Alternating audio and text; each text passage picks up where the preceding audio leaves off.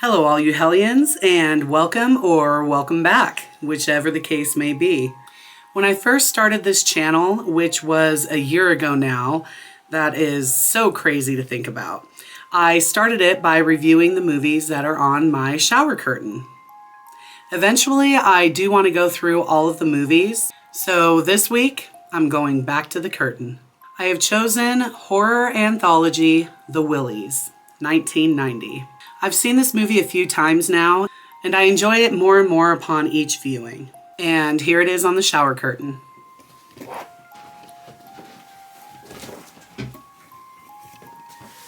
There it is. The Willies. And heads up, there will be spoilers. Here we go. The wraparound story is three boys doing some backyard camping.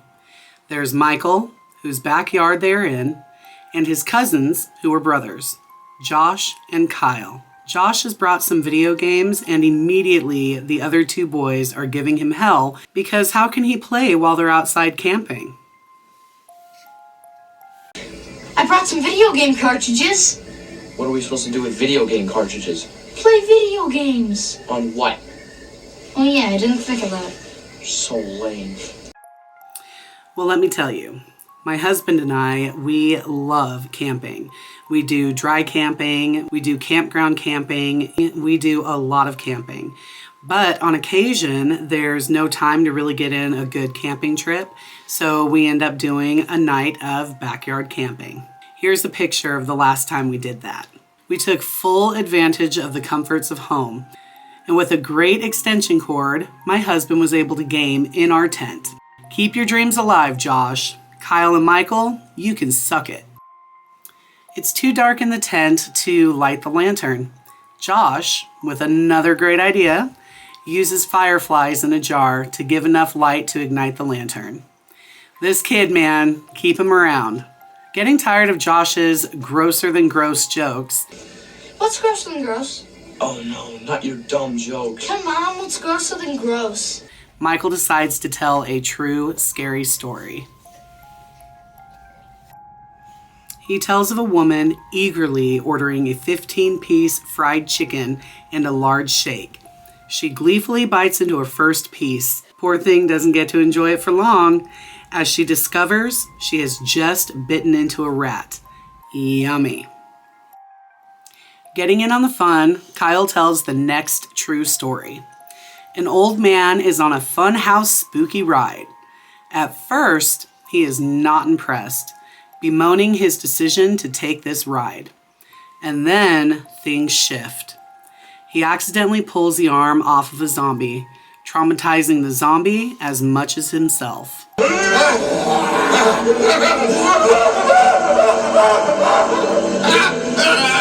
He witnesses murder and now the family ghoulery.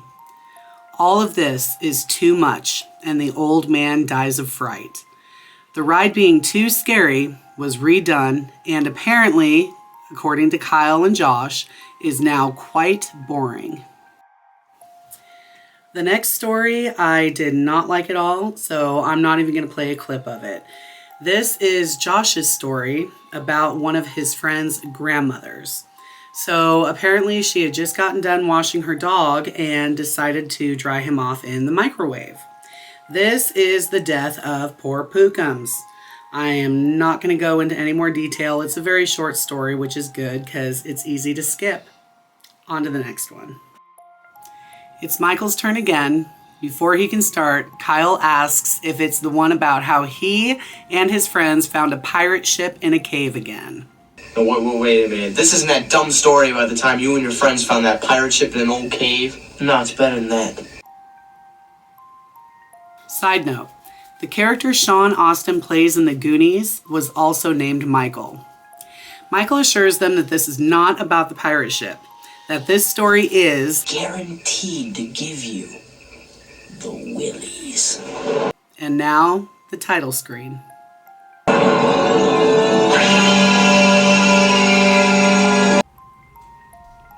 This story takes place at an elementary school Michael's dad worked at for a time.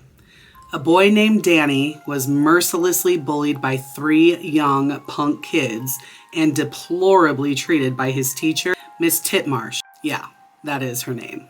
One of the bullies had a pretty epic nickname for her. Yeah, where do the old boobs want?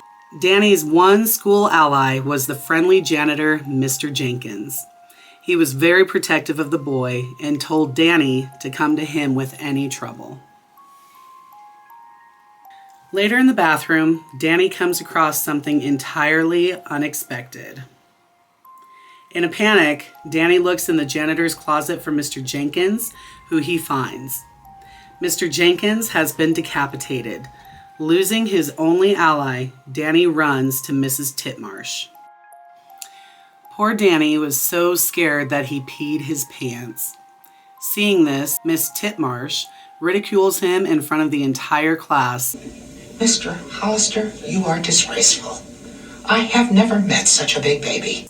And then insists Danny show her this monster. The monster appears, startling Miss Titmarsh. She attempts to fight it off,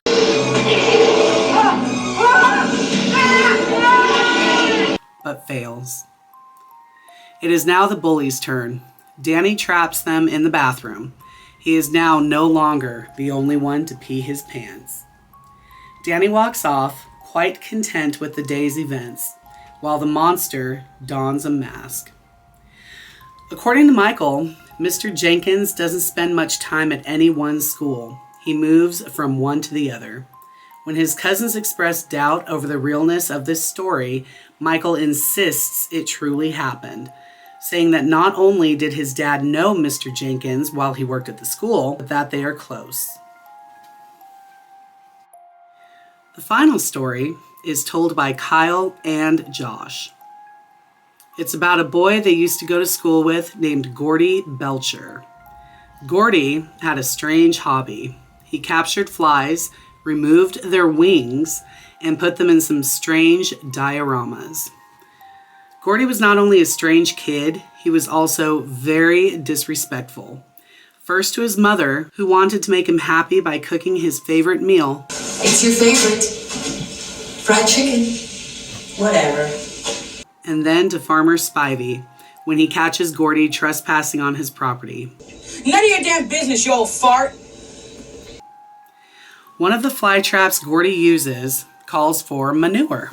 Farmer Spivey has invented a miracle maneuver that causes veggies to grow extra large. Gordy trespasses to steal this manure.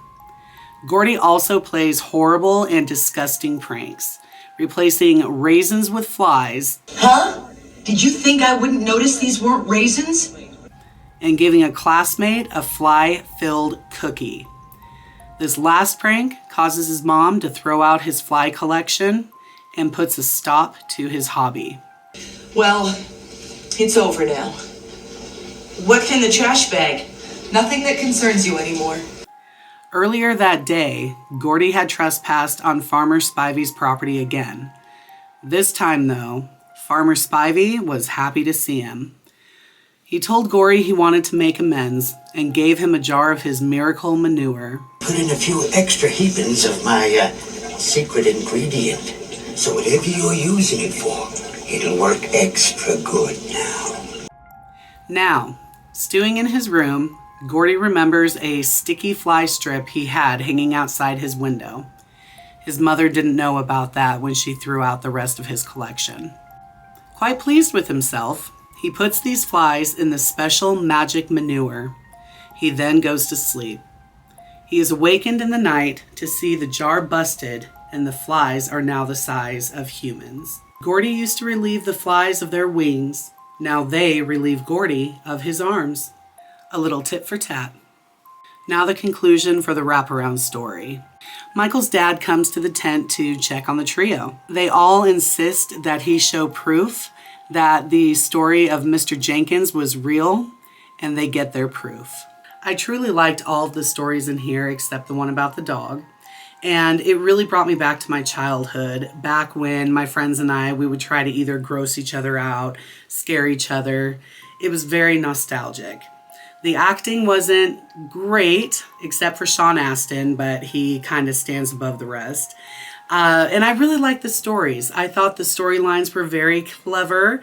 It's definitely something that kids would have told each other back in the day. So all in all, I greatly enjoy this movie. 3 coffins. If you enjoyed this video, go ahead and subscribe, and I'll see you next time.